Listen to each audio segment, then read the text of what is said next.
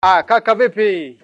Poa sana Mswahili. Kaka braza, mambo vipi mwanangu? Poa sana Mswahili. Upo fresh? Niko sawa. Niambie mwanangu, vipi? Unafanya nini hapa? Tengeneza hii gari yangu, nataka kuingia kutafuta namna ya hela kidogo. Yaani una maana unachapa kazi na hili gari hili? Si nauzia vitu hapa, nauzia mayai. Naam. Nauza smoky. Mwanangu kuna bidii wewe. Kuna bidii sana, kuna bidii sana wewe. Niko nayo. Hapo fresh kabisa. Hii kofia naipenda sana.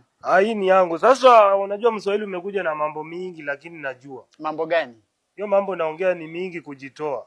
Kujitoa kwa nini? Kwa hii ngori. Ngori gani? Sasa wewe mbona utembee na mtu wangu, unajua ni mtu wangu jamani. Nani kakwambia mimi natembea na demo wako? Sasa unaona hata ushajua ni demo wako. Nakuuliza kama ni mtu wako basi ni demo wako ama kuna mtu mwingine. Wewe unatembea na mwanaume? Sitembei na mwanaume na nini hata sitaka hiyo. Wewe inakuaje bana? Na kwanza mimi wewe unasema mimi natembea. Mimi nimeambiwa. Wewe unavizia.